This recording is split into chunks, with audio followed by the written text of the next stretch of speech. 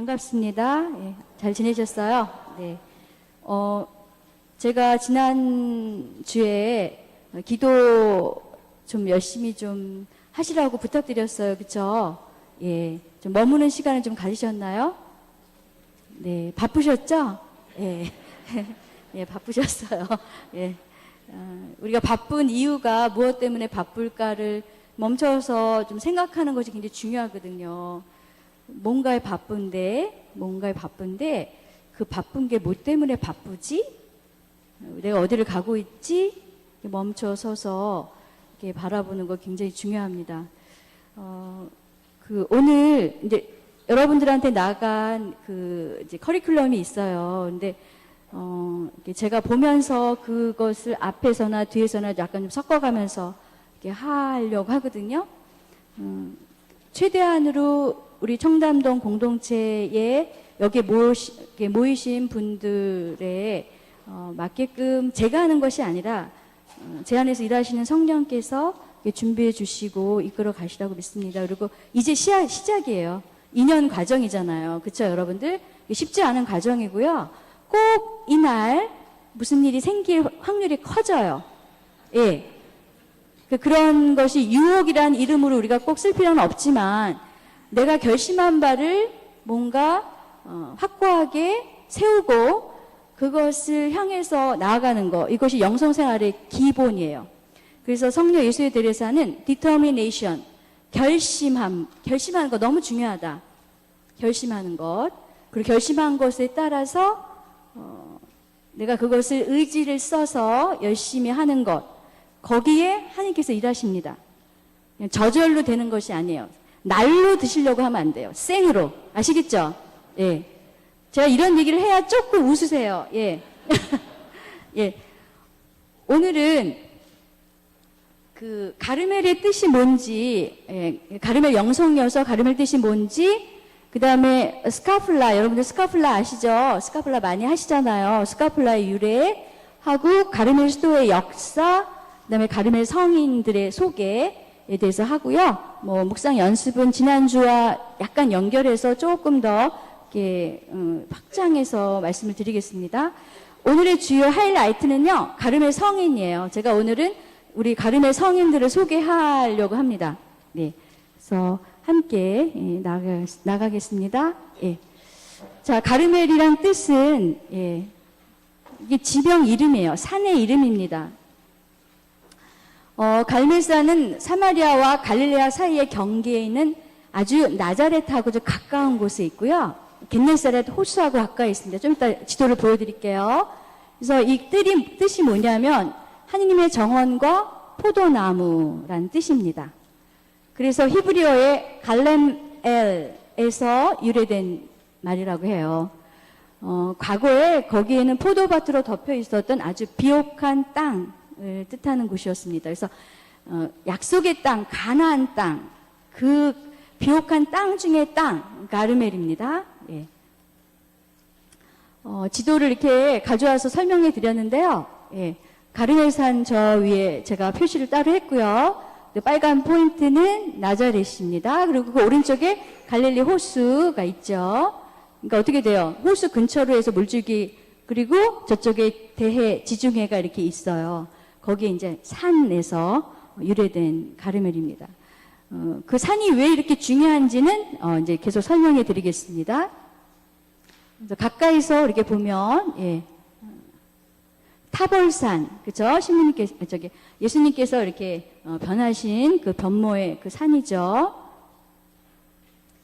예. 실제 산은 이렇습니다. 그래서 갈멜산이 왜 이렇게 유명해졌냐면 엘리야 예언자가 혼자서 바알신을 믿고 있는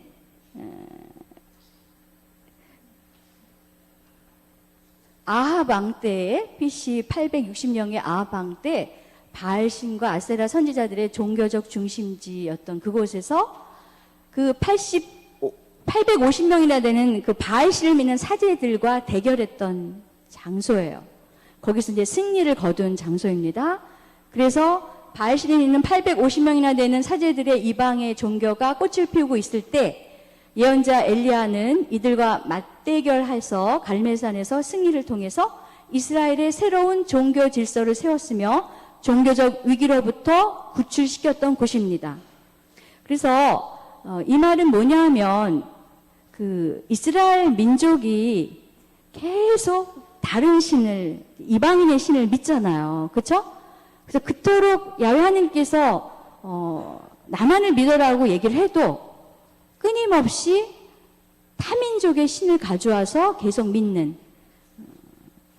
그런 여정 안에서 이 종교적 위기로부터 구출시킨 사람이 바로 엘리야 예언자예요. 그래서 그때 이제 가뭄으로 아주 고통받고 있었습니다. 많은 사람들이. 그래서 이 바알 신은요, 풍요의 신, 물질의 신의 상징을 말합니다. 그래서 지금 현대로 가져오면 우리가 좋아하는 자동차, 뭐 집은 제가 안 넣어놨어요. 집도 평수별로 쭉 들어가죠, 그렇죠? 그 다음에 뭐 여성들이 좋아하는 여러 가지 명품 가방, 그리고 이제 저기 현금이 있어요, 현금, 그렇죠? 여러분 너무너무 좋아하시잖아요, 그렇죠? 예. 하느님이 좋으세요? 저런 게 좋으세요? 물론 하느님이 좋으시다고 하시겠죠. 근데 때로는 하느님을 나의 욕구를 채우는 수단으로 쓸 경우가 많아요. 비근한 예로 이멜다 필리핀의 이멜다 여사도요, 그렇게 열심히 피정하러 다녔거든요. 수녀원에 가서. 그렇지만 이웃이 굶주려 죽어가는 거에 대해서는 끄떡하지 않았고 자기가 보다 더 안전하고 더 많은 권력을 갖기 위해서 기도를 하는 거예요. 그게 참된 기도일까요? 아니죠. 때로는 우리가 우리의 욕심을 채우기 위해서 하느님을 수단으로 세우고 있다는 그런 오류를 우리가 범할 수 있다는 거죠. 예. 그래서 엘리야가 기도를 합니다. 야훼 사랑에 불타서 나는 하느님 앞에서 이렇게 있습니다.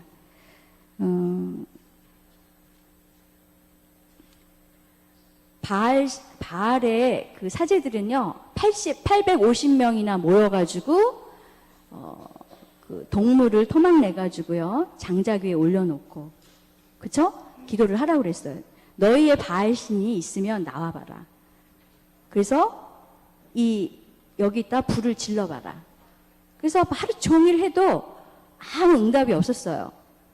그리고 나서 엘리야 예언자는 물을, 그 장작을 쌓은 거기에 둘레 도랑을 파고 거기다 물을 가서 가득 갖다 부으라고 그랬어요. 그리고서 야훼 하느님한테 기도드리는 거죠. 하느님, 당신께서 정말 계신다면 여기에 불을 질러달라고. 그랬더니 어떻게 돼요? 한순간에 불이 이 모든 것을 살라버렸습니다. 장작도 태웠고 거기 도랑에 있던 물까지 다 태워버렸어요. 그것을 850명이나 되는 바알의 사제들이 그 앞에서 본 거예요. 정말 우리가 정말 믿어야 될 정말 참다운 하느님은 야훼 하느님 뿐이시다 라는 것을 엘리야 예언자가 갈멜산에서 증명한 거죠.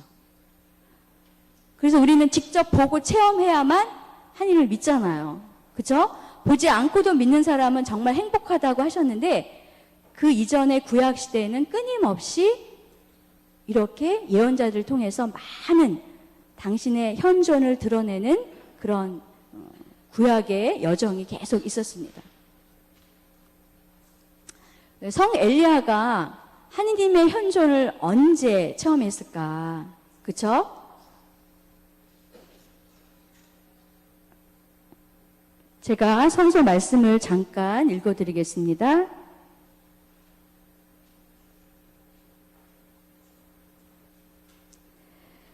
야훼 하느님께서 주님께서 말씀하셨습니다. 나와서 산 위 주님 앞에 서라. 그때 주님께서 지나가시는데 크고 강한 바람이 산을 핥히고 주님 앞에 있는 바위를 부수었다. 그러나 주님께서는 바람 가운데 계시지 않았다. 바람이 지나간 뒤에 지진이 일어났다. 그러나 주님께서는 지진 가운데에도 계시지 않았다. 지진이 지나간 뒤에 불이 일어났다. 그러나 주님께서는 불 속에도 계시지 않았다. 불이 지나간 뒤에 조용하고 부드러운 소리가 들려왔다. 엘리야는 그 소리를 듣고 겉옷자락으로 얼굴을 가린 채 동굴 어귀로 나와 섰다. 그러자 그에게 한 소리가 들려왔다. 엘리야야, 여기에서 무엇을 하고 있느냐? 우리는 뭔가 강하고 뭔가 파워풀하고 힘 있는 곳에 하느님이 계신다고 그렇게 생각해요. 그래서 우리는 권력이나 힘이나 뭔가 누군가에게 나 자신을 드러낼 때 자신이 뭔가 강하다고 생각하죠. 그러나 생명의 하느님은 우리 삶의 자리에서 그렇게 강하고 뭔가 파워풀하게 다가오신 분이 아니에요. 작은 소리를, 여린 소리를 지나치지 않는, 풀 한 포기조차도 그 안에서 하느님이 계심을 알아차리는 그 여린 소리에, 일상의 삶 안에서 아침에 무심코 매일매일 뜨는 그 햇살 속에서도 하느님이 우리에게 당신을 드러내고 계시죠. 그러나 우린 이런 것들을 아주 무시하고 살아가요. 더 크고, 더 멋있고, 더 비싸고, 그런 것들이 뭔가 하느님의 은총이라고 착각하고 살아가는 거죠. 풍요의 신, 물질의 신을 단 한 예언자가 850명의 그 바알 신의 제자들 앞에서 하느님을 증명해 냈습니다. 그것은 야훼 하나님에 대한 사랑이에요. 자, 여러분들이 하느님을 사랑하는 그 마음이 여러분들한테 가득해요. 그러나 이 마음을 뺏어가는 것들이 많아요. 그것이 뭘까요? 욕심이죠. 네. 하느님을 모시고 싶고 하느님 안에 오롯이 그분이 말씀하신 대로 살고 싶지만 그러나 그렇게 살지 못하게 하는 많은 물질적인 그리고 권력적인 것들, 그 다음에 쾌락, 편리함 이런 것들이 우리의 그 좋은 마음, 거룩한 마음들을 자꾸 앗아가는 거죠. 그래서 조용하고 부드러운 소리, 다시 말하면 침묵, 고요함, 아무것도 일어나지 않는 그곳에 하느님이 계신다는 그 열린 마음이 있을 때 하느님의 현존을 체험할 수 있습니다. 자, 성서에 따르면 열왕기 상권의 엘리야 예언자의 이야기가 전개됩니다. 그래서 갈멜산은 계약을 갱신한 산입니다. 즉 엘리야 예언자를 통한 하느님의 개입이 드러난 곳. 그래서 열왕기 기원전 9세기에 갈멜산에서 그 불의 대결이 승리를 끝내서 이스라엘 백성들은 하느님은 한 분이시구나, 야훼 하느님만이 진정한 하느님이시구나 라는 것을 체험하게 됩니다. 그리고 나서 야훼 하느님과의 계약을 다시 갱신하게 되죠. 그것이 열왕기 상권 18장에서 구체적으로 나오고 있습니다. 그래서 갈멜산은 또 다른 말로 성모님의 산이라고도 불려요.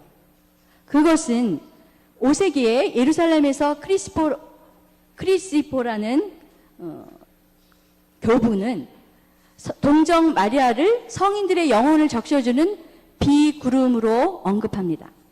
이것은 가뭄으로 고통받고 있었을 때 엘리야 예언자가 기도하면서 계속 비를 기다리고 있었을 때 저쪽 동쪽 하늘 끝에서 작은 구름 조각이 비를 몰고 오기 시작했어요.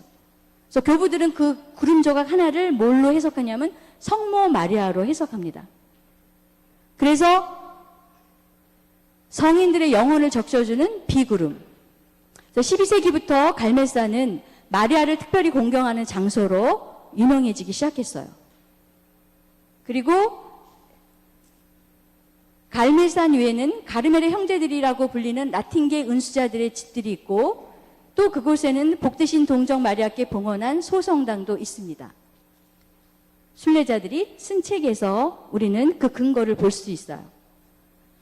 봉건시대의 사고방식에 따르면 마리아께 성당을 봉헌한다는 의미는 성전 봉사에 자신을 바칠 뿐만 아니라 서원으로서 인준받은 인격적인 봉헌을 통해서 마리아께 자신을 완전히 내맡기는 것입니다. 그래서 우리 수도자들, 은둔자들의 모범이 되시는 것은 성모 마리아예요. 수도의 회칙 가운데서도 항상 그 모든 항목마다 성모 마리아를 모범으로 세우십니다. 그리고 공예 문헌이나 교회 문헌 안에는 항상 성모님을 빼놓은 적이 없어요. 갈멜산의 은수자들은 그 이름이 공식 명칭이 갈멜산의 복되신 동정 마리아의 형제들이라고 공식 명칭이 이렇게 불려졌었습니다. 그래서 이것은 가르멜 회원들에 대한 그 성모님의 보호를 뜻하고 그 다음에 동정녀께 대한 그들의 봉헌이 진실하다는 것을 뜻합니다. 그래서 이곳에서 갈멜의 은수자들이 복되신 동정녀의 영적 발자취를 따르고 동정녀에 대한 신심을 키워가는 거죠. 오늘날 우리가 성모님에 대한 신심이 이렇게 성장한 것은 바로 이런 역사적인 발자취가 있었기 때문에 가능한 거예요. 이게 하루아침에 성모님에 대한 신심이 커진 것이 아니에요. 많은 사람들의 신앙적인 체험 안에서 성모님이 그들의 삶의 자리에 함께 하시고 또 개인적으로 성모님께서 인도해 주시고 또 그 간절함이 채워지는 그 순간순간마다 성모님의 현존을 발견했던 우리의 먼저 간 우리의 신앙인들의 선조들의 그 발자취 안에서 성모님은 함께 걸어와 주신 거죠. 우리의 어머니로서. 그래서 17세기에는 갈멜산의 성모 경당이 가르멜 대수도원과 함께 건립됐습니다. 이렇게 하면서 가르멜의 성모님이 이제 저희 가르멜 수도회 안에서는 항상 가르멜 성모님의 대축일을 항상 큰 대축일로 지내게 됐습니다. 가르멜의 십자가, 가르멜 제속회원들께서는 너무나 익숙한 그런 모습이고요. 이 문양에 대해서 잠깐 설명해 드리겠습니다. 십자가가 이제 두 팔을 이렇게 벌려서, 그죠? 세상을 끌어안는 형상을 상징합니다. 그죠? 십자가 이렇게만 있는 게 아니라 밑에 이렇게 세상을 끌어안고 있어요. 이 십자가가. 그리고 갈멜산 위에 붙은 그 십자가는 영적인 여정을 말해요. 즉, 갈바리아 산을 이렇게 오르는 거예요. 그래서 올리브 동산까지 다 내포하는 그런 상징을 갖고 있습니다. 그리고 완덕의 산으로 오르도록 우리를 모두 초대한다는. 그래서 이렇게 문양이 되면서 우리를 이 세상을 끌어안으면서 갈바리아 산으로, 영광의 산으로 이 파스카적 삶으로 우리를 초대하는 그런 상징을 가지고 있는 거죠. 그리고 이제 별이 있잖아요. 별은 첫 번째는 갈멜의 동정 마리아를 상징하고요. 두 번째 별은 하늘과 땅에 있는 가르멜의 회원들을 말합니다. 그러니까 가르멜 영성을 살아가는 많은 사람들. 그리고 세 번째는 복음 3덕입니다. 신덕, 망덕, 애덕. 여러분들이 신덕, 망덕, 애덕이 너무나 보편적인 덕이어서 그런가 보다 하실지 모르지만 이 복음 3덕이 없이는 우리가 하나님하고 일치할 수가 없어요. 나중에 이제 제가 그 기도 여정, 기도에 대해서 설명할 때 아주 자세하게 설명해 드리겠지만 오늘은 그냥 말씀으로 드린다면 우리에게는 영혼에는 영혼의 기능이 있어요. 영혼의 능력이 있습니다. 영혼의 능력은 뭐냐면은 이성, 기억, 의지예요. 그래서 가톨릭 성가 221장에 그쵸? 성 이나시오 기도를 노래로 이제 우리가 성가를 부르고 있는데 우리가 가지고 있는 우리의 모든 능력을 하나님께 온전히 쓰는 거예요. 그래서 이성과 기억과 의지, 이 의지는 그래서 이성은 어떻게 돼요? 믿음이에요. 이성을 초월하는 것은 믿음입니다. 눈에 보이는 것, 보이지 않는 것까지 믿는 것. 그 다음에 기억은 어떻게 돼요? 과거에 묶여있는 것이 아니라 하나님께 항상 희망을 두는 것. 그래서 희망의 망덕과 연결되어 있고요. 그 다음에 의지는 사랑과 연결되어 있습니다. 예. 그래서 저절로 사랑하는 거 말고 내 의지를 동원해서 사랑하는 거, 이게 진짜 사랑하는 거죠. 그래서 어디까지 사랑해요? 원수까지 사랑하는 거예요. 그죠? 원수를 사랑하는데 저절로 사랑이 되겠습니까? 아니잖아요. 의지로, 믿음으로, 희망을 갖고 원수를 사랑할 수 있는 거예요. 그거 우리 편에서 할 수 없어요. 하느님의 사랑으로 할 수 있는 것입니다. 그래서 갈색 스카플라, 여러분들 이제 스카플라 몸에다 착용하고 다니고요. 저희들도 스카플라를 이제 쇠로 해서 이렇게 달고 다녀요. 그리고 수도복에 요 앞자락 이렇게 내려오는 거 있죠? 이런 게 스카플라예요. 스카플라의 원래 뜻은요, 어깨에 걸치는 옷을 말합니다. 그래서 가르멘스토어의 갈색 스카플라는 미니 스카플라로 불려지는데요. 평신도는 누구나 착용할 수 있도록 배려하는 거예요. 가르멘 스토자들은 성모님을 통해서 하느님에게 예속된 사람임을 드러내는 스토복의 한 부분으로 착용합니다. 그리고 아침에 일어날 적에 스카플라를 착용하면서 자기에게 맡겨진 하느님을 위한 봉사의 생활과 그에 따라오는 십자가를 달게 받아들이고 그날 하루가 온전히 하느님을 위한 날이 되도록 자신을 일깨우는 것입니다. 그런 의미에서 스카플라를 착용하는 거죠. 성모님께서 우리를 보호해 주신다. 그러나 그 보호의 그 전제 안에는 뭐냐면은 내가 하느님의 가르침대로 살겠다라는 그런 삶에서 오는 보호죠. 그냥 무조건 보호를 해 주시겠다는 것이 아니에요. 그래서 이거를 부적하고는 구분하셔야 돼요. 아시겠죠? 예, 부적은 어떻게 돼요? 무당님한테 가서 대가를 치르고 부적을 받잖아요. 근데 무당께서 삶에 대한 지표를 이렇게 주시지는 않잖아요. 덕행의 삶을 살라고 하지는 않잖아요. 그죠? 그래서 부적과는 다릅니다. 이 가르멜의 스카플라는 덕행의 삶을 살라는 그런 표시예요. 그랬을 때 보호해 주신다는 거죠. 그래서 가르멜 수도자들은 팔레스티나 이슬람 교도들의 받기 때문에 이 이스라엘을 떠나게 돼요.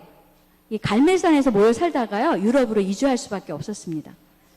그래서 이럴 때 교황 호노리우스 3세에게 그 유럽에서 이 수도회를 용납시키지 말라고 하는 그런 반대파들이 있었어요. 그래서 그때 총장으로 뽑힌 시몬 스톡 성인이 되셨는데요. 시몬 스톡 총장께서 성모님께 간절히 기도하셨어요. 우리 스토회를 없애지 않고 보호해, 꼭 이곳에서 계속해서 수생활을 할 수 있게 해달라고 시몬 스톡이 간절히 기도하셨습니다. 그 간절한 기도의 응답이 그래서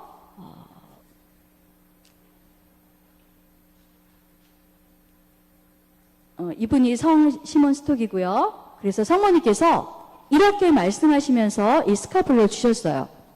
나의 사랑하는 아들아, 이 스카플라를 내 수도회의 나와의 양자 결연의 증표로 너와 모든 가르멜 수도 회원들의 특권으로 받아들여라. 이 스카플라를 착용하며 살다가 죽는 사람은 영원한 불의 고통을 면할 것이다. 보라, 이는 구원의 표징이며 위험을 당할 때에 보호가 되는 무기이며 평화가 함께 있는 영원한 보증이 되리라. 그래서 한 수도회에 주신 이 보호의 이 증표를 일반 신자분들에게도 줄 수 있도록 이제 보편화되기 시작했습니다. 그래서 가르멜 스카플라를 수여받는 시몬 스톡의 모습입니다. 그래서 교황님들께서 이제 수도회를 인가해 주시고 그러면서 이 형제가 더욱 이제 번성하기 시작했죠. 그러면서 동시에 이 스카플라도 많이 보급이 됐어요. 그래서 이 스카플라가 보급되면서 거기에서 많은 분들이 회개하게 됐습니다. 이건 진정으로 성모님께서 원하시는 거였죠.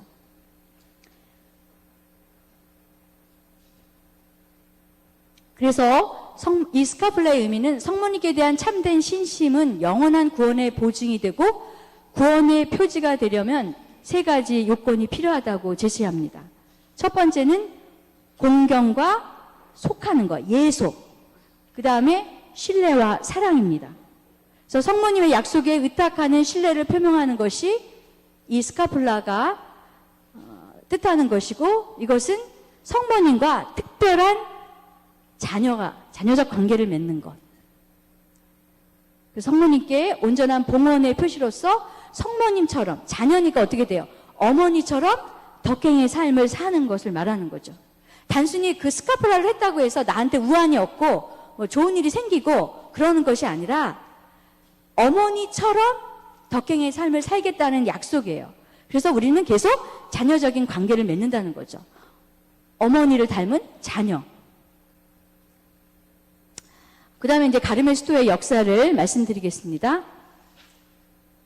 가르멜 산에서 이렇게 시작된, 그래서 기원전 850년경에 엘리야 예언자가 그 아까 말씀드린 바알의 예언자들과 대결해서 승리를 거두면서 갈멜산은 우리 그리스도교인들에게는 큰 커다란 상징의 자리가 되는 거죠. 그리고 이때 개별 은수자들이 많이 생겨났어요.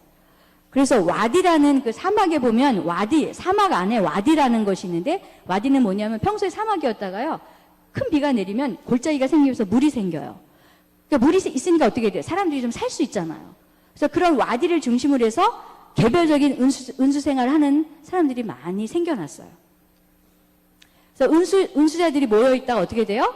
이제 같이 이렇게 기도하기 시작했고, 수생활이 거기서부터 이제 시작이 됐습니다. 그래서 6세기경에 갈멜산의 골짜기에 수도원이 설립됐다는 기록이 발견됐고요. 또 12세기 초에는 아까 말씀드린 그 와디에 모인 은수생활이 많은 사람들이 와디에 와서 은수생활을 하게 됐습니다. 그래서 그런 사람들이 모여서 어떻게 돼요? 가르멜의 복되신 동정 마리아 형제들이라는 그런 그 모임이 생기게 된 거죠. 그렇게 열심히 그렇게 은수생활을 하고 있었던 차에 십자군 전쟁이 일어난 거예요. 그래서 십자군 전쟁은 8차에 걸쳐 있었는데 단 1차만 성공했고 나머지는 다 패배를 하게 됐어요. 그래서 어떻게 돼요? 십자군 원정을 통해서 이 수도자들이 더 이상 그곳에서 그리스도교인들이 기도 생활을 할 수 없었기 때문에 유럽으로 강제로 이제 이전하게 되는 거죠. 그래서 1210년에 갈멜산의 복된 동정 마리아 수도회가 예루살렘 총대주교인은 알베르토에게 생활 규칙서를 받게 됩니다. 그리고 이것은 교황 호노리오 3세의 승인을 받고, 그 다음에 3년 뒤인 그레고리오 9세에 의해서 탁발 수도회로 인정하게 돼요. 탁발 수도회는 뭐냐면 탁발, 그야말로 애긍을 청하러 다니는 거예요. 그것은 왜 그러냐면 수도회 개혁의 그 물줄기 안에서 수도회 스스로가 재산을 갖지 않는 걸로 약속을 하고, 일부의 어떤 그 유지를 위해서만 어떤 재산을 소유하고 나머지는 다 내어놓는, 그래서 재산을 축적하지 않는 약속을 하게 됩니다. 탁발 수도회는 가르멜, 그 다음에 아우스티노회, 그 다음에 프란치스코회, 그리고 또 하나가 있는데 갑자기 생각이 안 나네요. 네, 그렇게 해서 탁발 수도회를 인정을 받게 됩니다. 그리고서 교황 그레고리오 9세는 갈멜산의 성 마리아 은수자회로 이 칭호를 바꾸게 돼요. 그리고 십자군 원정 때 실패로 유럽으로 이동하면서 그 이동하고 난 다음에 이노첸시오 4세에 의해서 가르멜 수도회로 인준되고, 그 다음에 아까 말씀드린 시몬 스톡이 총장으로 선출됩니다. 이런 와중에서 간절히 이 수도회를 유지시키지 말라는 그런 반대에 너무나 봉착한 총장이 열심히 기도를 해가지고 스카플라를 성모님으로부터 받으면서 이 수도회는, 가르멜 수도회는 아주 교회 안에서 그야말로 큰 자리를 차지하게 되죠. 13세기와 14세기에 걸쳐서 그 베아타스라고요, 그 여성들이 모여서요, 어떤 그 모임, 어떤 수도회가 생기기 전에 여성들이 이렇게 모여가지고 열심히 살아요. 그러고 나서 그 열심히 사는 그 모습들이 주교님한테 인가를 내면 그 다음에 이제 수도회로 이제 인정을 하게 되거든요. 그 당시에 그런 사람들을 베아타스라고 불렀습니다. 그래서 이 베아타스가 가르멜 여자 수도회 전신으로 시작이 돼요. 그래서 베아테스로 시작된 것이 이제 가르멜 여성 수도회가 생기기 시작하죠. 1432년에 와나 가르멜 수도회 회칙이 에우제니오 4세에 의해서 인준이 되면서요. 이 가르멜 수도회가 계속 시작이 성장하게 됩니다. 근데 이때 패스트 흑사병으로 해서 많은 사람들이 죽게 돼요. 인구가 급격하게 줄어들죠. 그리고 교황청이 대분교를 이뤄서 아비뇽 유수, 그래서 두 교황이 생기는 그 혼선을 빚게 되는 그런 역사적 사건이 있었습니다. 이 모든 걸 여러분들한테 할 수가 없어요. 이 짧은 시간에. 그 다음에 영국과 프랑스의 100년 전쟁이 일어납니다. 영토 분쟁으로. 그리고 르네상스 시대가 열리면서 신 중심에서 이제 어떻게 돼요? 신대륙이 발견되고, 그 다음에 인쇄술이 발달되고, 이렇게 하면서 인간 중심으로 오게 돼요. 그래서 신을 바라봤던, 신만이 최고라고 생각했던 그 인간이 스스로 자신에 대해서 자각하기 시작하는 시대가 됩니다. 그래서 1452년에 가르멜 수녀회가 회칙 니콜라스 5세에 의해서 그 인준을 받게 됩니다. 그리고서는 이제 아빌라의 데레사가 입회한 강생 여자 수도원이 1479년에 시작이 되죠. 이때만 해도 와나 가르멜이에요. 그러니까 개혁 가르멜이 생기고 나서 그 가르멜을 우리가 구분하기 위해서 와나 가르멜, 그다음에 개혁 가르멜, 맨발 가르멜이라고 부르게 되는 거예요. 그래서 와나 가르멜에서 맨발 가르멜 수도회를 성녀 예수의 데레사가 창립하게 됩니다. 그래서 1562년에 이제 창립 개혁이 시작이 되는데요.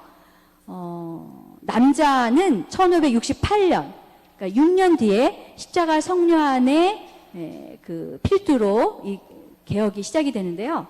성녀가 52세 때 25세인 청년 십자가 성녀안을 만나게 돼요. 근데 십자가 성녀안은 사실은 가르멜에 들어왔는데 생각보다 너무나 이렇게 느슨한 삶을 사니까 카르투시안으로 수도회를 옮기려는 생각을 갖고 있었어요. 보다 더 엄격한 곳에 살고 싶은 갈망. 왜? 하나님에 대한 사랑을 증명할 수 있는 그 삶을 살고 싶었던 거죠. 그래서 그런 마음을 가졌을 때 성녀 예수의 데레사가 가지 말고, 다른 수도회로 가지 말고 우리가 수도회를 개혁하자. 근데 개혁이 뭐 없던 걸 새롭게 한다는 게 아니라 원래의 규칙을 가져와서 그것을 깔축 없이 살자라고 하면서 이 개혁이 시작이 됐습니다. 그래서 왜 수도회를 개혁했는가? 성녀가. 그래서 이거를 뭐 역사적인 어떤 걸로 서술할 수도 있지만 제가 오늘 포인트 잡고 싶은 건 뭐냐면요. 자서전 32장 9절에서 10절에 성령께서 친히 쓰신 자서전의 당신의 말씀입니다. 수도원은 넓고 매우 편해서 생활 자체가 너무 수월한 듯 싶었습니다. 허나 제일 좋지 못한 큰 일은 외출이었습니다. 나도 다른 사람이 이상으로 바깥 출입이 잦았습니다. 그 이유는 장상이 거절할 수 없는 몇몇 분들이 내가 자기네들과 함께 지내기를 원하여 귀찮을 정도로 청해서 웃 어른들도 내게 그렇게 하게 명한 까닭입니다. 그래서 나는 수도원에 그리 많이 머물러 있을 수 없을 지경이었습니다. 어느 날 어떤 분과 함께 있었는데 그는 나와 또 거기 있던 몇 명 사람들에게 만일 우리가 맨발 수녀들처럼 살고 싶다면 한 수도원을 창립할 수 있으라고 말했습니다. 그래서 수도자이지만 기도 생활을 하지 못했던 구조적인 문제에 대해서 성녀가 고백하는 거죠. 그래서 여기서 얘기했던 맨발 수녀들은요, 프란치스코회에서도 여자 수도회에서 원시 회칙에 따라서 생활한 프란치스코회의 수녀들을 맨발 수녀들이라고 여기서 언급한 거예요. 그러니까 그 당시는 교회가 아주 소위 얘기해서 중세 교회는 이루 말할 수 없는 부패와 부정으로 가득했던 교회입니다. 천국 가는 티켓을 돈으로 사서, 그죠? 구원을 얻기도 했죠. 그리고 성직자들의 문란한 생활, 독신을 지키지 못하고 가정을 두기도 하고 여러 가지 문제의 폐단이 많았습니다. 그래서 프로테스탄트, 종교개혁이 생기던 그 즈음이었고 이 교회 자체 내에서는 수도회마다 각 개혁의 바람이 일고 있었죠. 그래서 프란치스코에도 역시 그 개혁의 바람이 일고 있었던 거죠. 역시 가르멜 안에서도 성녀 예수의 데레사를 통해서 개혁의 바람이 일었던 그 지점에서 성녀가 이런 고백을 하는 겁니다. 처음에 말씀드렸듯이 수도원이 너무나 편리하고 너무나 넓고, 그래서 어떻게 돼요? 그 편리한 수도원의 그 커다란 수녀원을 유지하려면 어떻게 돼요? 뭐가 필요하죠? 돈이 필요한 거예요. 돈을 필요하려면 어떻게 돼요? 은인이 필요하죠. 그죠? 그 은인들한테 어떻게 돼요? 잘해드려야지. 은인들이 와서 얘기하는 그 모든 하소연을 다 들어주고, 근데 그들이 오기도 하지만 어떻게 돼요? 집에 오라고 하는 거예요. 집에 올라가면 귀족들의 삶이 어때요? 너무나 호화찬란한 그런 삶을 사는 거죠. 그래서 하느님을 섬기려고 수녀원에 들어온 이 수도자들이 하느님을 섬기지 못하고 사람을 섬기는 삶으로 변질되는 거예요. 그래서 개혁은 그렇게 작은 갈등 속에서 시작되는 거예요. 자, 이걸 우리의 삶으로 가져오면 여러분들 안에서 진정으로 우리가 정말 행복한가? 내가 정말 행복한가? 내가 하느님을 믿고 신앙생활을 한다고 하는데 정작 나는 사람을 섬기고 물질을 섬기는 거에 바쁘지 않은가? 성녀 예수의 데레사만 가르멜을 개혁하는 것이 아니라 우리는 우리의 삶의 자리를 개혁해야 돼요. 전세 살던 사람이 집을 가는 게 소망이었어요. 그쵸? 그래서 20몇 평짜리 집을 갔다가 어떻게 돼요? 처음에 너무 행복합니다. 근데 좀 있으면 어떻게 돼요? 너무 좁아요. 그럼 30평. 그 다음에 이제 40평으로 가요. 50평, 60평. 근데 이렇게 또 부유한 사람들하고 만나다 보니 어떻게 돼요? 그들이 어떻게 뭘 가지고 있어요? 빌딩을 갖고 있는 거예요. 그쵸? 그래서 3층짜리 빌딩을 하나 샀어. 근데 어떻게 돼요? 저 강남에 있는, 여기 강남이죠, 그쵸? 강남에 있는 또 빌딩을 갖고 싶은 거예요. 빌딩을 하나 가졌는데 어떻게 돼요? 그 다음에 또 2개를 갖고 싶고. 인간의 욕심은 끝도 없는 거죠. 어디까지 우리는 소유해야 행복할까요? 얼마를 연봉을 받아야 우리가 행복할 수 있을까요? 성녀 예수의 데레사는 이런 갈등 속에서 자신이 행복하지 않은 수도생활을 하고 있다는 것을 깨닫게 됐어요. 근데 그것은 하나님의 뜻이었어요. 자, 아까 조용하고 여린 소리, 그곳에 하나님이 계셨습니다. 우리는 조용하고 여린 소리를 무시하면 안 돼요. 내 마음속에서 스쳐 지나가는 정말 이것이 행복일까? 내가 왜 사지? 왜 살지? 이런 소리는 성령께서 우리한테 들려주는 여리고 조용한 소리입니다. 정신없이 바삐 살면 이 소리를 들을 수가 없어요. 강한 지진? 강한 바람? 뭔가가 파워풀하고 너무나 괜찮은 그곳에서 이 여린 소리는 들을 수가 없는 거죠. 내 마음속에서 여러분들은 어떤 소리를 들으셔서 이곳에 오셨을 거예요. 뭔가 하느님과 가까워지고 싶고, 뭔가 답을 찾고 싶고, 내가 정신없이 살아왔지만 정말 내가 이것이 행복이라고 생각했고, 자식들을 열심히 키워놨지만 그 자식에게서도 기대할 수 없고, 그리고 늘 건강할 줄 알았지만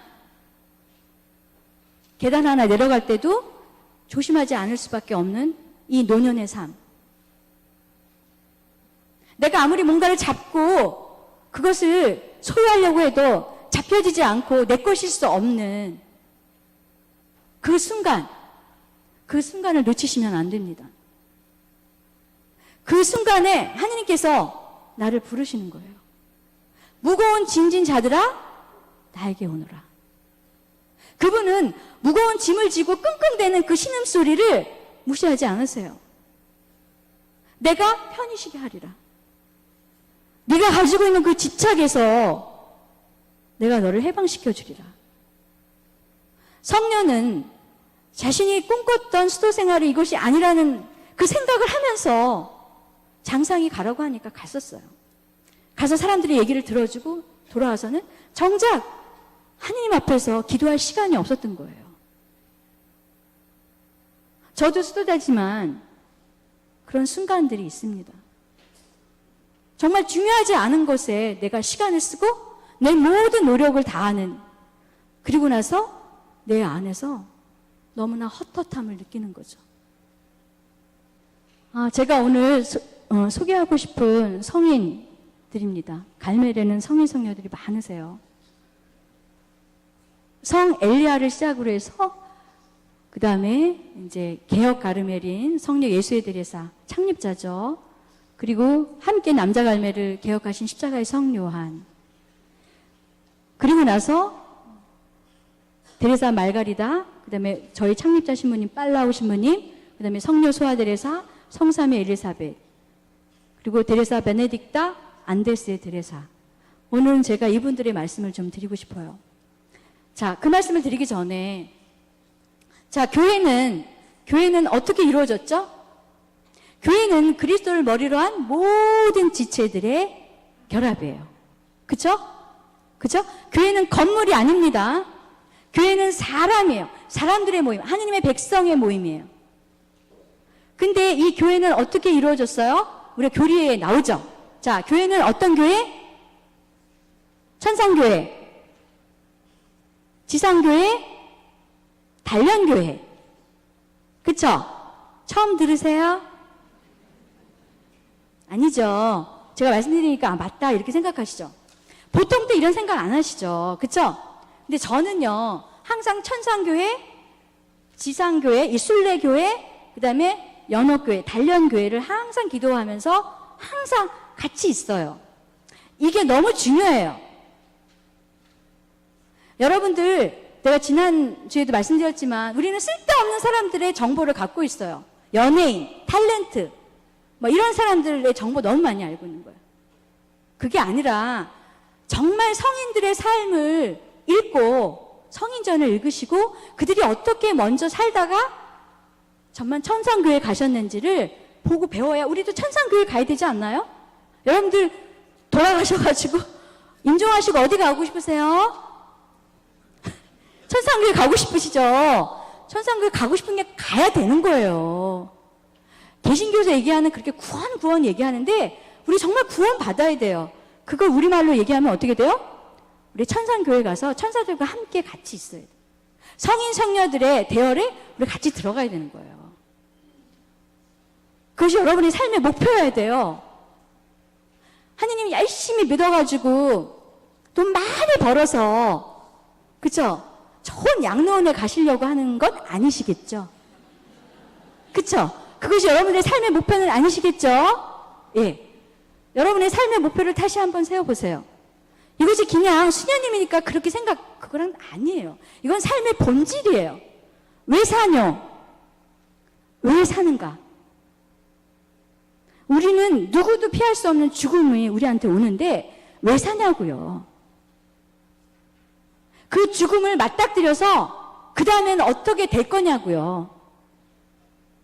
살아서도 내 마음대로 안 되는데 죽어서 여러분들 마음대로 되겠어요? 그쵸? 삶과 죽음 같이 있는 거거든요.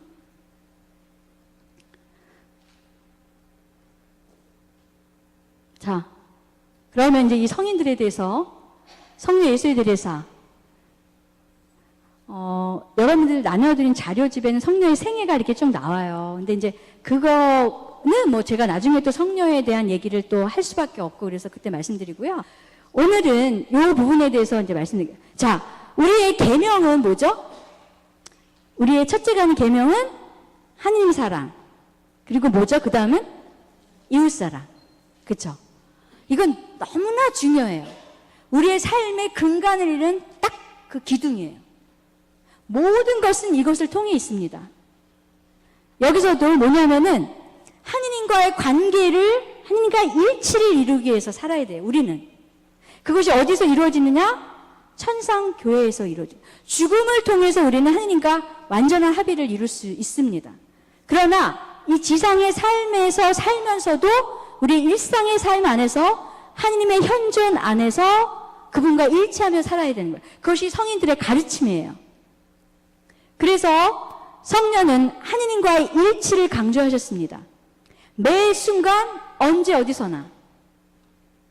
그래서 완덕, 덕을 닦음, 그 다음에 기도. 이것을 풀으면 뭐냐면 완덕은 누구예요?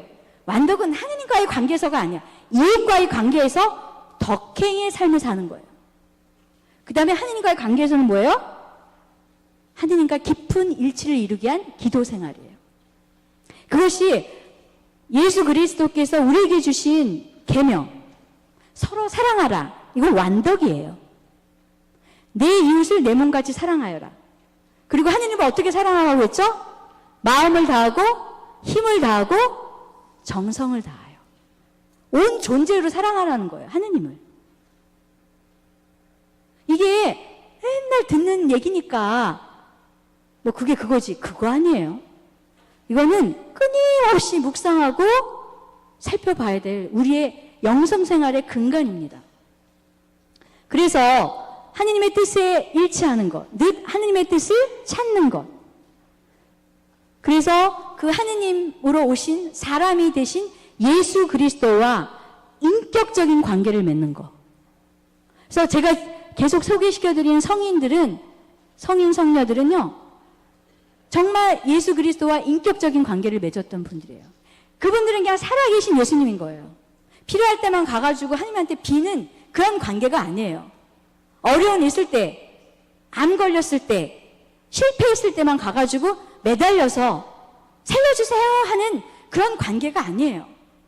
일상의 평범한 나의 삶 안에서 아침 시작부터 저녁 때까지, 잠자리에서까지도 하나님과 일치하는 삶, 늘 그분의 뜻을 찾는 삶, 너무 중요하죠. 자, 십자가 성묘한 하느님과의 합일, 또 다른 하느님과의 일치, 근데 하느님과의 합일로 표현하셨어요. 그래서 전부이신 하느님을 만나기 위해서 어떻게 돼요? 나를 비워야 된다. 나다. 또도, 이거 스페인어예요. 또도, 전부이신 하느님을 만나기 위해서 나는 비워야 돼요. 하나님을 채우기 위해서는 내가 다 벗어버려야 된다. 그래서 십자가의 성료하는 십자가가 그야말로 하느님과 합이라는 절정의 길이다. 왕도이다 라고 표현합니다. 그래서 십자가 성료하는 저서가 있는데 우리 한국에 가르멜 산길이 먼저 들어왔고 어두운 밤. 그 다음에 영적 청가와 사랑의 산 불꽃 이렇게 됐어요. 그래서 앞에 두 책은요, 정화에 관한 책이에요. 그러나 뒤에 영적 창가와 사랑의 산 불꽃은요, 하느님과의 합일에서 오는 그 기쁨을 노래한 시예요. 그래서 한국에는 십자가 성령이 너무 무서운 걸로 들어왔는데 사실은 먼저는 하느님과의 합일을 이루기 위해서 어떤 정화를 해야 되는지에 대한 설명, 가르침을 적힌 게 가르멜의 산길하고 어두운 밤입니다. 그래서 가르멜 산길은 능동적인 정화고 어두운 밤은 수동적인 정화를 얘기하는 거예요. 이게 좀 어렵긴 한데요. 한번 들어주시고, 예. 여기 가르멜 재속회원들은 뭐 다 아시는 그런 말씀이시니까, 예. 그래서 그 갈멜 산길은 좁은 길. 그래서 우리가 그 영혼의 이성과 기억과 의지, 그 모든 기능이 정화되는 것, 그것을 이렇게 그림으로 표현했어요. 그래서 여기서 보면은 어떻게 돼요? 맛보지 못한 것에 다다르려면 맛없는 거기를 거쳐가라. 알지 못하는 것에 다다르려면 모르는 거기를 거쳐가라. 가지지 못한 것에 다다르려면 가지지 않는 데를 거쳐가라. 너 자신이 아닌 것에 다다르려면 너 자신이 아닌 거기를 거쳐서 가라. 예. 집착에서 해방된다. 자, 우스갯소리로 저는 서원의 삶을 살았기 때문에 가난의 삶을 서원을 했기 때문에요. 웬만한 건 소유하지 않아요. 필요한 거 외에는. 그러니까 어떻게 돼요? 백화점을 가도요. 편안해요. 가질 것이 별로 없어요. 근데 여러분들 어떻게 돼요? 가서 이거 남편 사줄 수도 있고, 우리 손주 손녀 사주고 싶고 나도 갖고 싶고 그렇잖아요. 근데 그걸 가지기에는 내가 너무나 돈이 없어. 그 어떻게 돼요? 초라해. 그쵸? 그리고 와서는 어떻게 돼요? 신세한탄을 하고 남편이 갑자기 미워지고 무능해 보이는 거죠. 그래서 우리 가족 안에서도 어떻게 돼요? 능력으로 이제 부모를 보는 거예요. 자식도 능력 있는 자식은 막 이렇게 하고 능력 없는 자식은 홀대하는. 그러니까 그게 가만히 들여다보면 뭐예요? 우리는 다 사랑하거든요. 사랑하는데 어떻게 돼? 우리도 모르는 바알신을 믿고 있는 거예요. 물질의 그걸 보고 사람을 평가하기 시작해요. 우리의 영혼은 물질로 채워질 존재가 아니에요. 우리는 어떻게 만들어졌어요? 삼위일체 하느님께서 우리를 만드셨습니다. 우리를 닮은 사람을 만들자. 창세기 1장 1절에 나옵니다. 우리를 닮은 사람을 만들자. 그 우리가 누구예요? 성부, 성자, 삼위일체 하느님이신 거예요. 성부, 성자, 성령께서 이루는 그 일치가 우리가 진정으로 원하는 일치예요. 가족 안에서 일치, 직장 안에서 일치, 국가 안에서 국민의 일치, 세계의 일치, 평화, 정의, 그 모든 것이 바로 삼위일체 안에서 나오는 근간이 되는 우리의 지표가 되는 거예요. 우리의 삶의 기준이 되는 겁니다. 삼위일체가 신비이고 그것을 이해하는 것이 어렵지만 그러나 우리는 성부, 성자, 성령께서 당신 자신들을 내어주면서 서로를 살려주는 그 삼위일체의 그 모습을 우리가 지니고 있는 거예요. 우리 안에 이미 내재되어 있어요. 그래서 모든 사람은 존귀한 겁니다.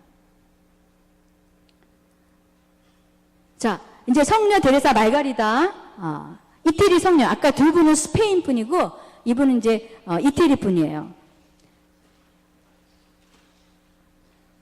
자, 1747년에서 1777년까지 이렇게 사셨는데 몇 살 사셨어요? 23살. 근데 가르멜 성녀들의 특징이요, 굉장히 일찍 돌아가신다는 거예요.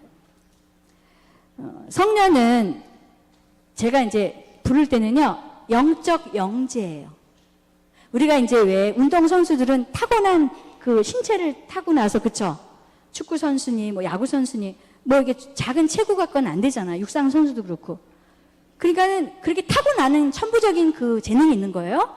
성녀는요, 제가 볼 때 영적 영재인 것 같아요. 어떤 영재냐면요, 성녀는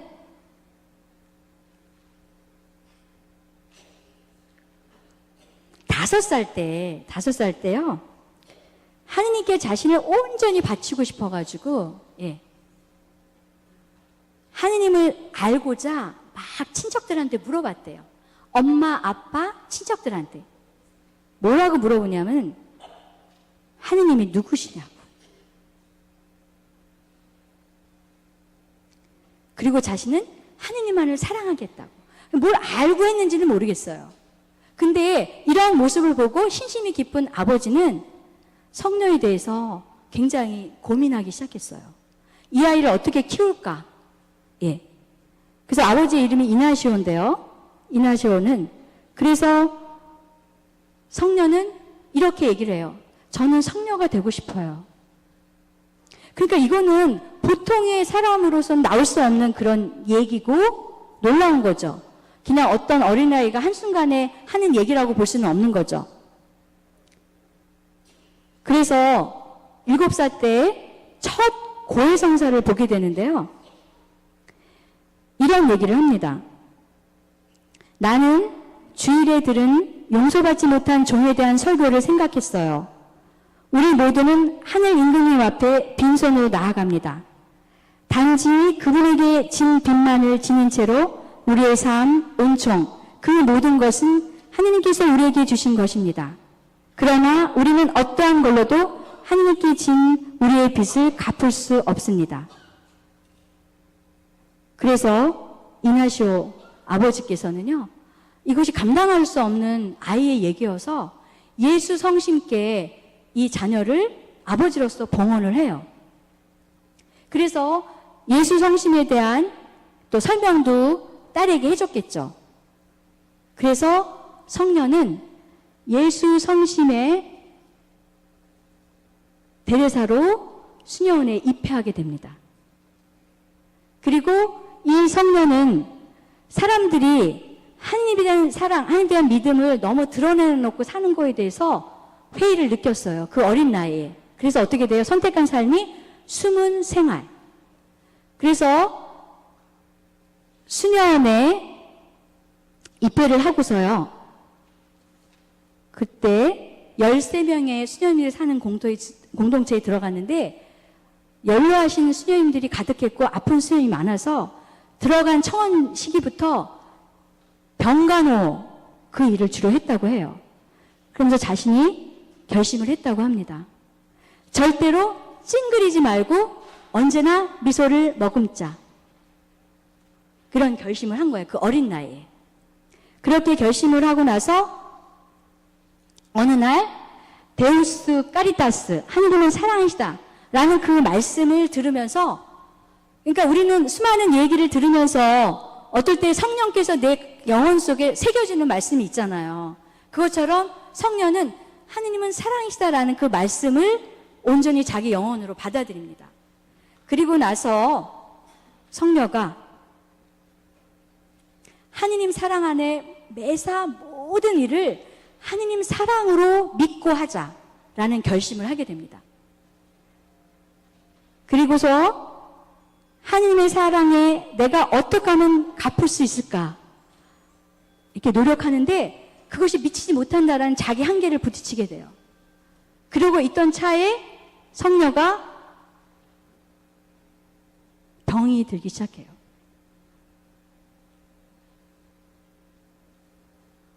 병이 들어서 이제 갑자기 죽게 돼요. 그래서 수녀원에서 너무 당황스러웠어요. 사실은 성녀는 살아있을 때 사람들이 성녀라는 걸 몰랐어요. 돌아가시고 나서 시체가 갑자기 부패를 하는 거예요. 그날. 그런데 그 다음날 시체가 다시 소생하면서 너무나 이 살갗이 살아있는 살갗으로 변하기 시작하는 거예요. 그때 알게 된 거예요. 아, 이것이 보통 사람의 죽음이 아니었구나 라는 것을 알게 되고 의사가 오고 그 다음에 교회 관계자가 와서 조사하기 시작했어요.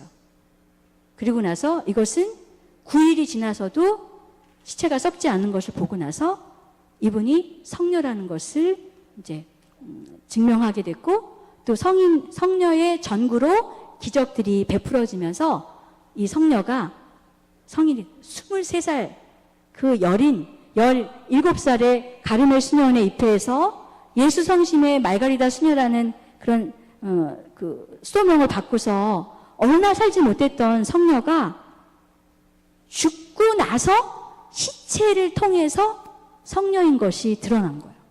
그야말로 어떻게 돼요? 숨은 생활을 살았던 성녀인 거예요. 우리가 숨은 생활, 그 순간순간 이 모든 것이 하나님의 사랑이라고 깨어서 놓치지 않고 살아가는 그 삶이 얼마나 치열한 삶이었으면 어떻게 이런 기적이 일어날 수 있을까요? 그렇죠? 대단한 거죠. 짧은 시간이었지만 하나님께 온전히 내 자신을 바치는 그 삶을 하나님은 결코 소홀히 여기지 않으신다는 거죠. 그래서 성녀는 23살의 나이로 하나님 품 안에 안기셨고 성녀로 교회 안에 공식적으로 성인 품에 오르게 됩니다.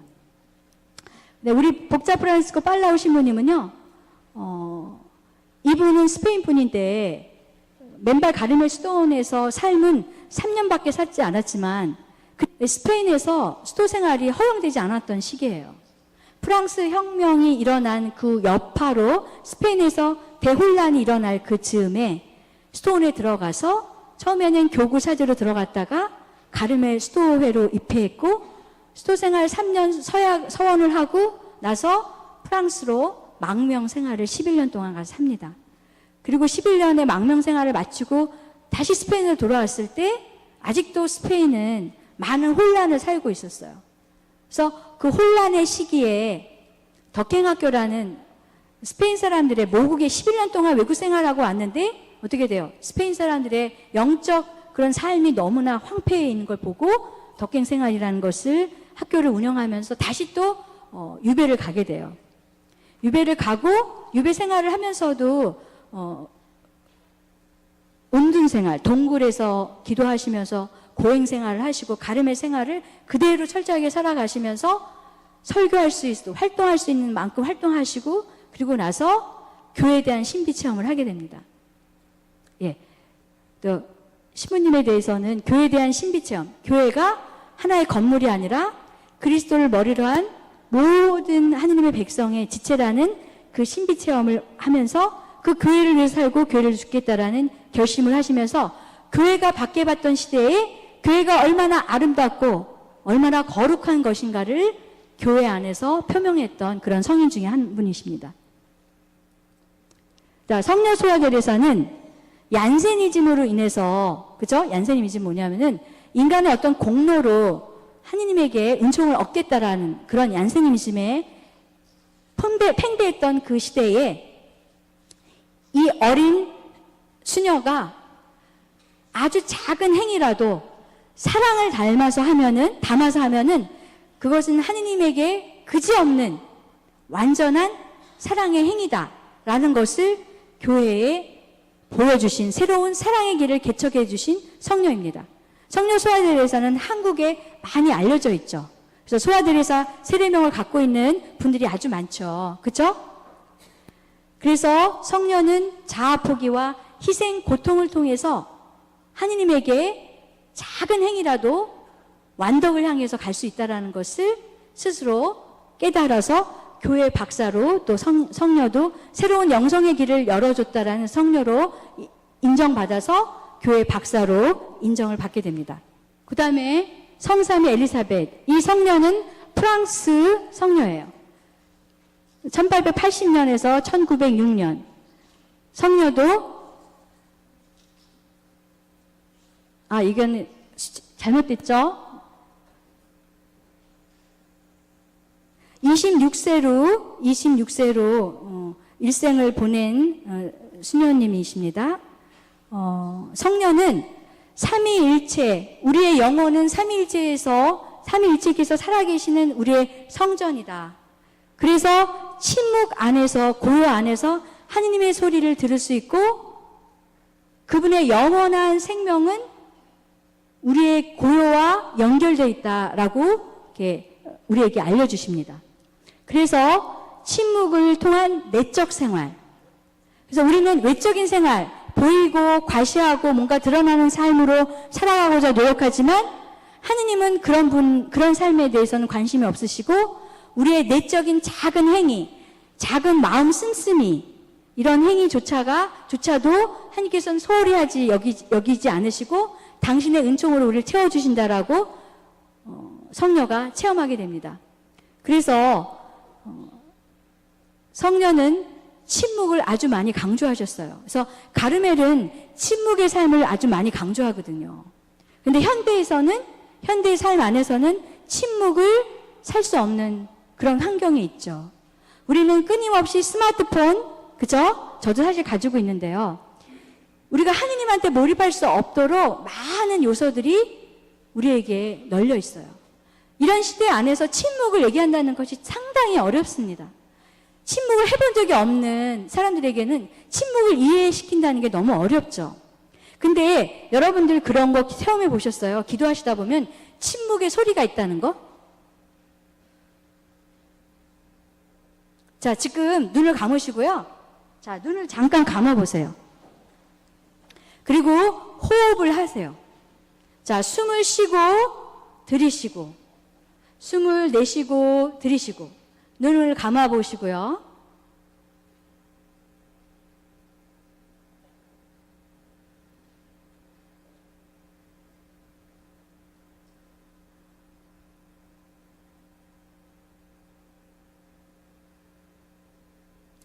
나 자신한테 몰입하는 겁니다.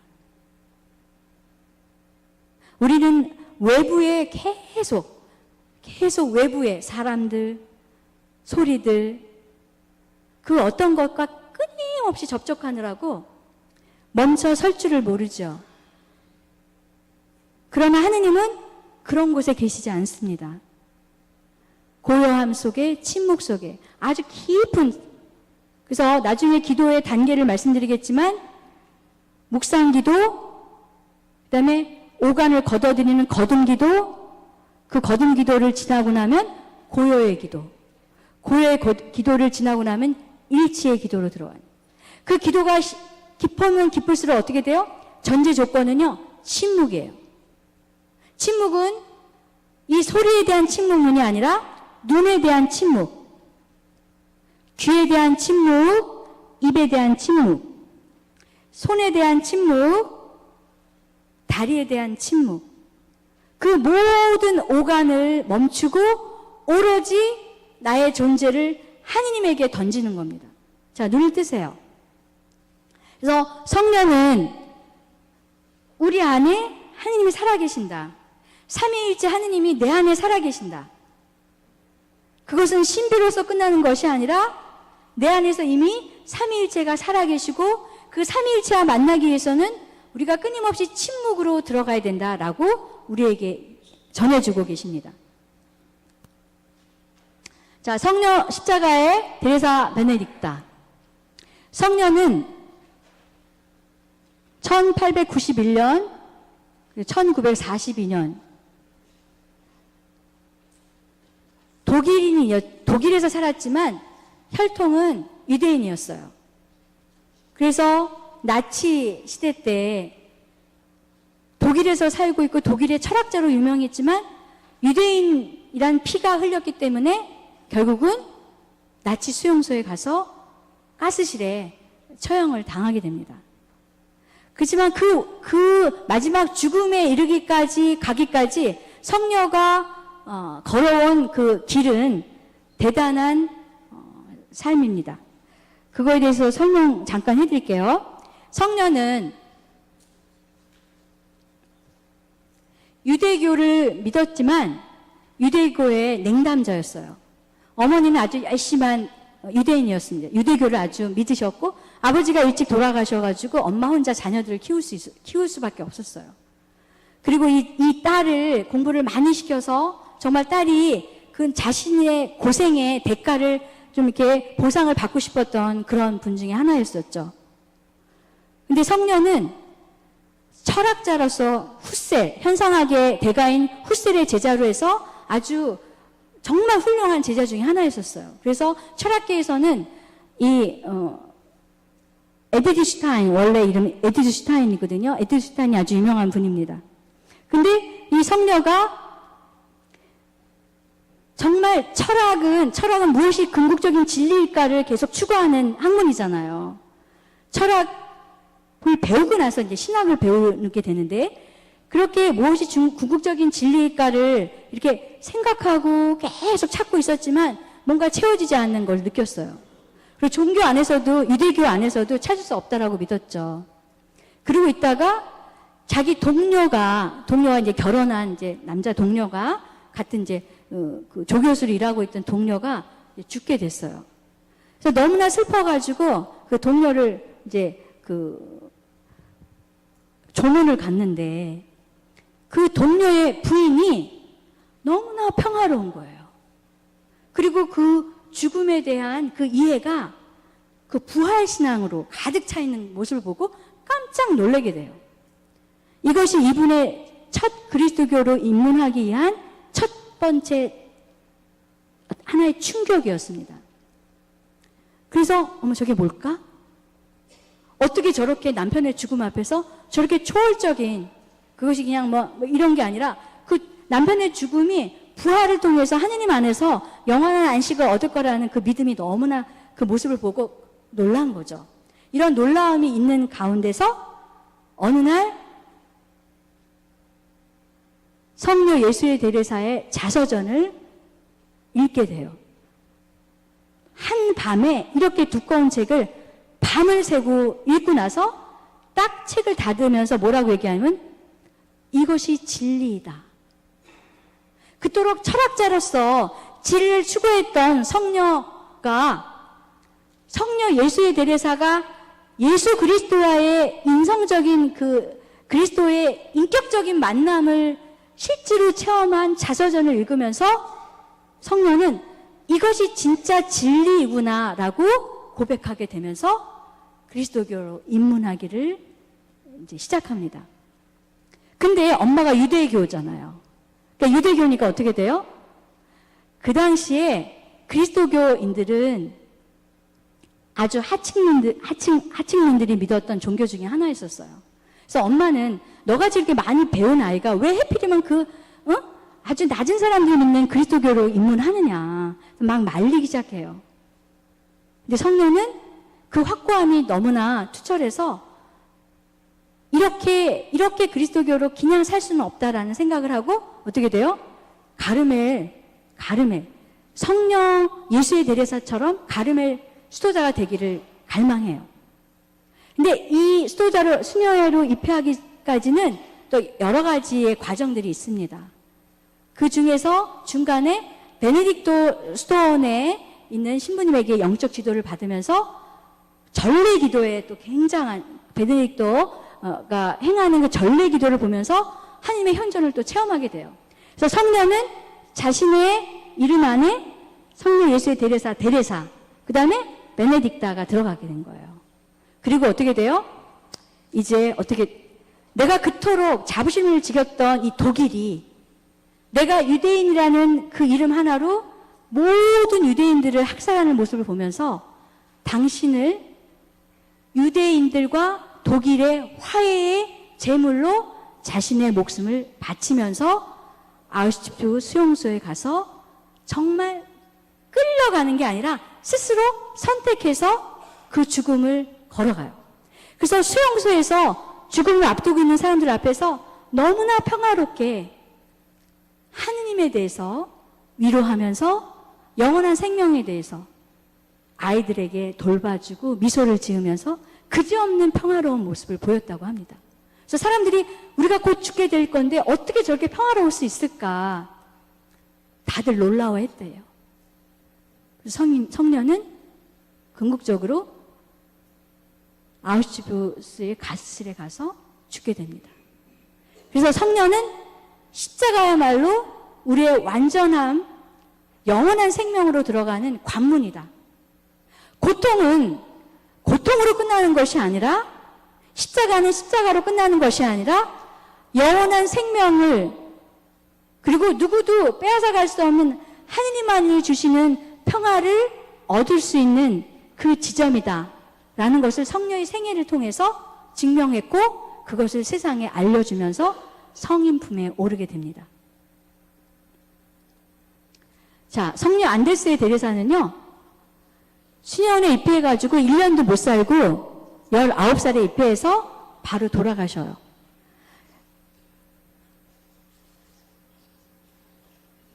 성녀는 아주 평범한 아가씨였는데요. 자신을 온전히 하느님한테 내맡기는 결심을 하고 수원에 들어가서 매일매일 한순간순간을 하느님의 현존 안에서 사셨다고 해요. 그래서 남미의 최초의 성녀예요. 칠레뿐입니다. 자, 오늘 제가 그 어린이들의 수호자로 이제 교회가 이분을 수호자로 세웠고요. 짧은 생애였지만 이 성녀들이 대부분 다 짧은 생애를 살았지만요. 하느님의 현존 안에서 매사 모든 일들과 모든 사건과 어떤 사람을 만나더라도 그 사람 안에서 하느님의 현존을 느끼고 어떤 사건 그리고 그 모든 갈망을 하느님에게 초점을 맞췄다는 거예요. 그것이 너무나 중요한 거예요. 제가 오늘 여러분들에게 과거에 살았던 우리와하고는 아주 별개의 어떤 사람들이 아니라 그분들도 우리와 똑같은 부모님 밑에서 자란 우리와 똑같은 사람들이에요. 우리도 하느님께서 우리를 완독으로 초대하시는 겁니다. 여러분들이 이 청담 영성학교를 통해서 여러분들이 보다 매 순간 사람들을 만날 때 그 누구에게나 그리고 그 어떤 일을 겪더라도 그곳에서 하느님을 만나고 하느님의 뜻을 찾고 하느님의 현존을 살아가는 사람으로 변화되도록 하느님이 여러분들을 초대하시는 거예요. 그래서 저는 기도할 때, 저는 가름의 제가 수호자이기 때문에 사랑을 베푸신 하느님과 은총을 내시는 우리 주 예수 그리스도와 친교를 이루시는 성령께서 나와 함께 하시며, 그죠? 그리고 나서 이 성인들을 초대해요. 초대가 아니라 성인들을 불러요. 성인들 함께, 성인 성녀들 함께 해달라고. 그 외 마지막으로 우리 한국의 103인 성인, 한국의 모든 성인 성녀들을 다 부르면서 저 자신을 이 기도 시간에 오늘 하루에 제가 매 순간 그 누구를 만나거나 어디서나 하나님의 현존을 깨닫고 하나님의 뜻이 이루어질 수 있도록 저의 이성과 기억과 의지를 온전히 쓸 수 있도록 도와달라고 청합니다. 그래서 교회 안에서 교회를 살아간다는 거, 청담교회 이 성당에 와서 여러분들이 살면서 여러분들이 천상교회의 많은 성인 성녀들이 지금 이 순간도 하느님을 찬미하면서 이 지상에 있는 그리고 연옥에 있는 영혼들을 위해서 그분들이 계속 기도하고 있다는 것을 여러분들이 의식하셔야 돼요. 이것은 그냥 젠마수녀님이 강의 시간에 그냥 뭐 하는 그런 얘기가 아니에요. 여러분들의 삶 안에서 이 지상의 것에 너무 연연해 있는 그 삶에서 벗어나서 우리 죽음 너머에 있는, 우리가 꼭 갈 수밖에 없는 그 지점에, 그 죽음의 너머의 삶 안에 정말 우리를 영원한 생명으로 하나님께서 우리를 이끌어 계신다는 거. 우리 이 순간순간 안에 영원히 담겨져 있다는 거. 하나님은 우리를 영원히 살게 하시고 당신과 영원히 살기를 바라십니다. 그래서 성인들의 삶을 그냥 뭐 그렇게 살았던 분들의 삶이 아니라 내 삶으로 가져와서 나도 내가 가지고 있는 것을 비우고 내가 가지고 있는 뜻과 나의 욕구들을 정화시키면서 하나님에게 온전히 나 자신을 바치는 삶으로 여러분들이 나아가시길 바랍니다. 자, 기도 수련. 자, 시간과 장소를 확보하면서 하루에 15분에서 30분 정도 묵상하시라고 말씀드렸어요. 그리고 매일 복음을 읽으시는데 왜 복음을 10번씩 읽으라고 하냐면요. 눈을 감고 복음을 다 기억해낼 수 있으셔야 돼요. 뭔지 아시겠습니까? 예.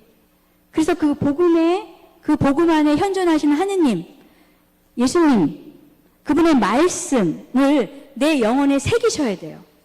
그래서 개신교 신자들은 하나님의 말씀을 많이 외우잖아요. 그쵸? 왜냐하면 내가 위기에 있거나 힘이 어려울 때 하나님의 말씀으로 양식을 삼아야 돼요. 근데 우리 카톨릭 신자들은요, 성서 말씀을 별로 외우고 있는 게 없어요. 여러분들 얼마나 외우고 계세요? 나는 길이요 진리요 생명이다. 그럼 개신교에서 많이 붙여놨잖아요. 덕분에, 그쵸? 무거운 짐진 자들아 다 나에게 오라. 내가 편히 쉬겠다. 뭐 이렇게 말고, 이 정도 말고요. 하나님의 말씀을 많이 내 양식으로 삼으셔야 돼요. 그리고 예수님께서 계셨던 그 장면 안에서는 예수님이 어떤 태도로 어떤 마음으로 그때 병자를 치유하시고 사람들을 이끄셨는지를 여러분들이 살펴보셔야 돼요. 그렇지 않고는 우리가 하느님을 만나기 어렵습니다.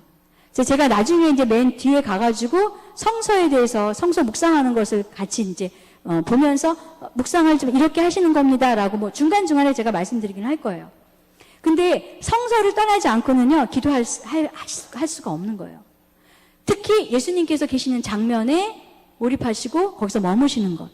굉장히 중요해요. 자, 오늘 하루를 바라보는 거. 하느님의 눈. 그분의 눈. 영원히 하느님의 눈과 딱 마주치는 거.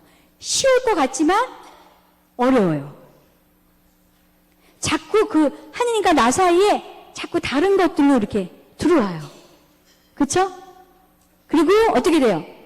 어떤 생각이 나를 어디론가로 데려가요. 끌고 가요. 생각에 꿰차죠. 그래서 어떻게 돼요?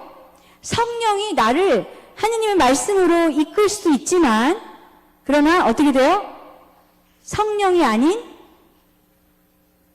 악마가, 악령이, 욕심이 나를 꿰차고 어떤 방향으로 나를 데려갈 수 있다는 것을 항상 깨어 있으셔야 돼요. 묵상하고 기도한다고 앉아서요, 온 데를 돌아다닐 수가 있거든요. 온 사람을 만날 수가 있거든요. 그건 기도가 아닙니다.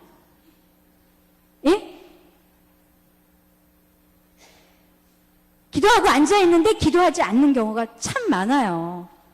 저도 매일매일 아침 기도하고 저녁 기도하지만 늘 투쟁합니다. 여러분들 그거 아셔야 돼요. 기도 저절로 되지 않아요. 늘 광대가 줄타기 하는 것과 같습니다. 아시겠습니까? 기도는요, 온 힘을 다해서, 마음을 다해서, 정성을 다해서 몰입해야 돼요. TV 딥다 보고 그리고 앉아서 기도하려고 안 돼요. 그건 누구도 되지 않아요. 근데 우리는 끊임없이 스마트폰은 엄청 봐요. 그리고 나서 성지 조배실에 가서 좀 앉아 있으려면 어떻게 돼요? 너무 시간이 안 가죠. 그쵸? 스토온에서도 처음에 이제 얘기해 주신 건데, 수사님들이 하도 시간이 안 가가지고 이렇게 벽돌, 이렇게 벽이, 그래서 저기서부터 벽돌을 샌대요. 쭉 세가지고 348개가 나왔어. 다시 쉬었더니 346개야. 그래서 다시 또 쉬어. 그렇게 해도 시간이 안 가는 거예요. 기도는 처음부터 쉽지 않아요. 근데 기도의 맛을 들이기 시작하면 내가 열심히 하는 것만큼 하느님은요, 그냥 안 보시는 분이 아니에요. 하느님은요, 당신을 바라보는 시선을 어떻게든지 잡으시려고 해요. 근데 나를 보는 듯 하더니 금방 옆으로 가는 거지. 네? 그래도 어떻게 돼요? 나 좀 봐라, 나 좀 봐라 하시는 거죠. 내가 보려고 노력해야 되는 거예요.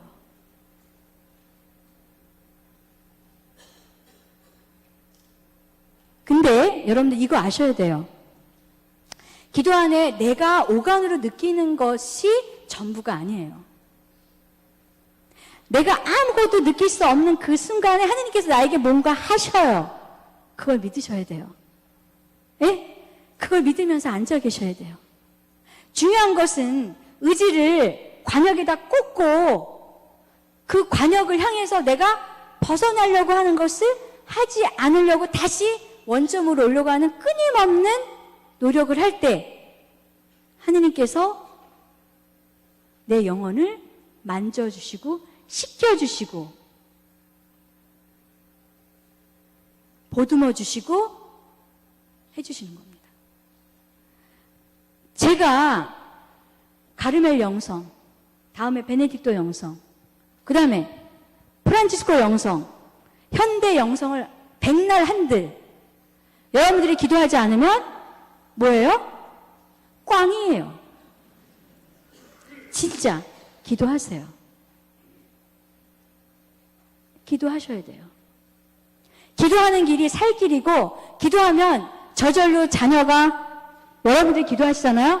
저절로 자녀가 헤매다가 자리로 오게 돼 있어요. 가정 안에 누군가가 앉아서 기도를 하면 제자리로 돌아오게 됩니다. 신기하게 다 쫓아다니면서 이거 해라 저거 해라 얘기할 필요 없어요. 진짜 기도하면 하느님께서 그분께서 하십니다. 왜? 그건 내 자식이 아니라 진짜는 누구예요? 하느님 자식이거든. 나도 하느님 자식이거든. 나보다 내 자식을 누가 더 많이 생각해요? 하느님이 더 많이 생각하세요. 그래서 내가 할 수 있는 건 뭐냐? 하느님 앞에 머물고 내가 느끼는 오간으로 뭔가를 받고 느끼고 그것이 하느님의 현존이니 뭐니 판단할 수 없어요. 내가 앉아서 그분을 바라보고 그분에게 집중되어 있는 그 순간 하느님은 나에게 일하십니다.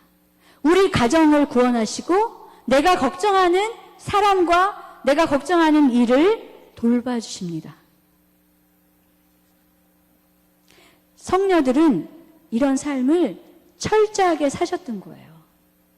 우리는 모두 성인 품에 오르지는 않겠지만 우리 모두가 성인 성녀들이 되어야 되는 거예요. 그 소명이 우리한테 있어요. 우리가 그리스도로 불림을 받았다는 것은 바로 그거예요. 우리 모두는 천국에 가야 됩니다. 그것은 곧 성인 성녀가 된다는 거예요. 지상의 삶 안에서 우환이 없고 복이 떨어지는 그것을 하느님께 원하시지 않아요. 자, 성녀 예수의 대리사가 뭐라고 그랬어요? 모든 것은 다 지나간다. 그 무엇에도 설레지 마라. 그 무엇도 두려워하지 마라. 오직 하나, 하느님만이 남는다는 거예요. 우리의 마지막 죽음에까지 같이 가줄 사람이 누굽니까? 하느님이에요. 남편도 아니고 자식도 아니고요. 아내도 아니에요. 내 죽음의 저편에서 나를 반길 분은 하느님밖에 없어요. 그 하느님께 내가 오롯이 머물러서 그분을 향하는 것, 그분에게 내 시선, 내 마음이, 저분의 눈동자에 내 영혼을 맡기는 것, 그것이 하느님께서 우리에게 바라시는 거예요.